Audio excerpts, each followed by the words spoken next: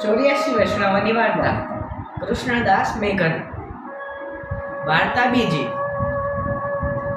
વાર્તા પ્રસંગ બીજો. પછી શ્રી આચાર્યજી શ્રી બદ્રિકાશ્રમથી આગળ વ્યાસજીની ગુફામાં પધાર્યા. ત્યાં જીવની ગમ્યા નથી. તેથી કૃષ્ણદાસે આચાર્યજીને કહ્યું, જે તું ઊભો રહેજે.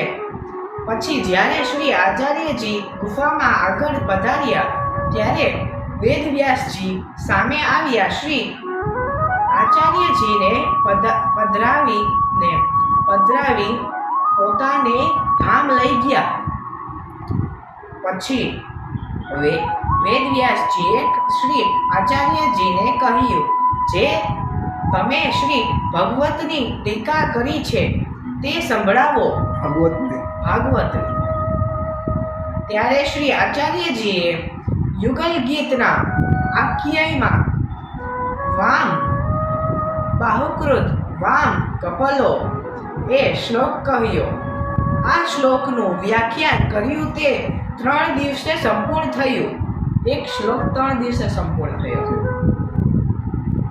ત્યારે વેદવ્યાસજીએ કહ્યું, જે હું આ વ્યાખ્યાનની અવધારણ કરી શકતો નથી, તેથી હવે ક્ષમા કરો. પછી શ્રી આચાર્યજીએ કહ્યું, જે તમે વેદાંતનો એવા સૂત્રો શું કર્યા જે માયાવાદ પર અર્થ લાગ્યો. ત્યારે વ્યાસજીએ કહ્યું, જે હું શું કરું? મને આજ્ઞા જેવી હતી, જે એમ કરજો કે જેમાં બંને અર્થ પ્રાપ્ત થાય. ત્યારે શ્રી આચાર્યજીએ કહ્યું, જે અમે તો બ્રહ્મવાદ ઉપર અર્થ કર્યો છે અને તે સંભળાવ્યો. તે સાંભળીને વેદવ્યાસજી બહુ પ્રસન્ન થયા. તે પછી વેદવ્યાસજીની વિદાય થઈને શ્રી આચાર્યજી ત્રીજા દિવસે પધાર્યા. ત્યારે કૃષ્ણદાસને તે જ સ્થાને ઊભેલા જોઈ પ્રસન્ન થયા. કહે, તું ક્યારનો ઊભો છો, ગયો નહીં? ત્યારે કૃષ્ણદાસે કહ્યું, જે મહારાજ, હું ક્યાં જાઉં? મને આપના ચરણોવિંદ વિના બીજો કોઈ આશ્રય નથી.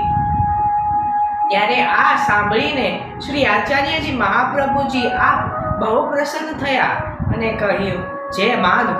ત્યારે કૃષ્ણદાસે ફરી તે જ 3 વસ્તુ માંગી. તેમાં 2 આપી ગુરુના ઘરની ના કહી. ભાવ પ્રકાશ. બીજી વ્યક્તિનો ગુરુભાવ હતો, તેથી પ્રથમથી કંઈક સામર્થ્ય પણ ઘટ્યું. તેથી વ્યાસજીની હજુ કૃષ્ણદાસથી થઈ ન થાય. એક લાઈન ભૂલી ગયો, પાછી વાંચો. પાછો ભાવ પ્રકાશ.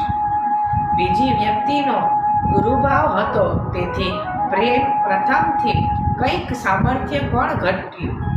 તેથી વ્યાસજીની ગુફામાં શ્રી આચાર્યજી કૃષ્ણદાસે સાથે નહીં લઈ ગયા, કારણ કે યુગલ ગીતનો પ્રસંગ કહેવો છે.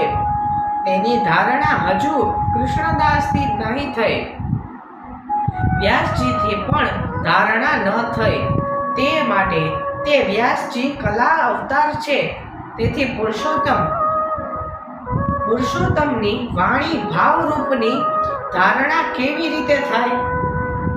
શ્રી ભાગવત વ્યાસજીએ પુરુષોત્તમ આપ વિરાજને કહી ગયા.